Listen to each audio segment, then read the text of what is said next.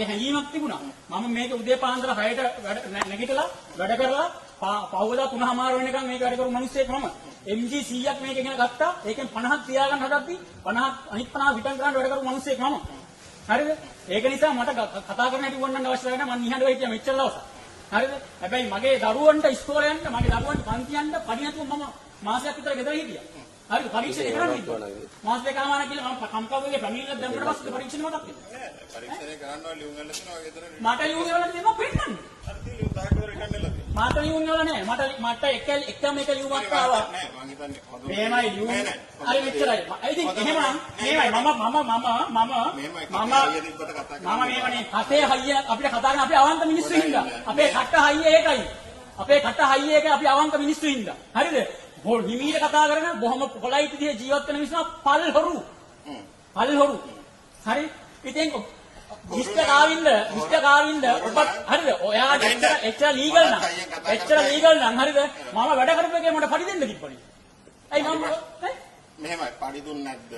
EPA video ප්‍රශ්න තියෙන හැම එකටම නීති අනුකූලව මම පියවර අරන් ඉතින් ආවේ යන්නේ කවුද? මොනවද? හරි?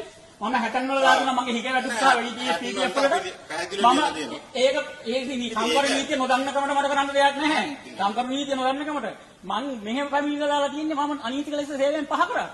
පහ කළා නෑ නේද? නැත්තේ මොකද නැත්තේ මම රිසයින් දුන්නේ. පරීක්ෂණය පවත්තා අවසන් වනතුරු මගේ සේවය අත්හිටුව නම් මගේ පරීක්ෂණය කර යුතුයි.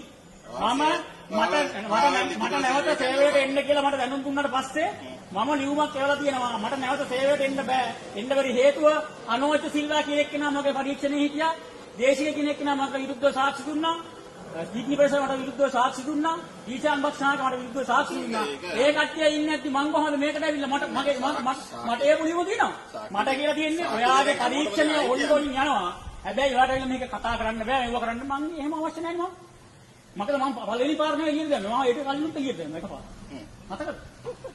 කිසිම වරද්දක් නොකර. උදේ පාන්දර 4ට නැගිටලා 6:12ට මේ කියපු එක මම එළියට දැම්මා. මට ආයෙ ඇවිල්ලා ආයෙ මේ මිනිස්සු සාක්ෂි දුන්නාට පස්සේ මම ආයෙ එළියට යන්නේ. ප්‍රශ්නෙක වුණා විසඳුණා තිබුණා නම් මිස්ටර් කාවින්දර කිව්වා ඒක මම පරීක්ෂණය පවත්වලා මම නිවැරදි කියලා කියන්නේ. පරීක්ෂණ පවත්වන්න වාට ලියුම් ඇවිල්ලා මම ඉතින් නෑ මට පරීක්ෂණය පවත්වන්න කියලා ලියුම් වල නෑ.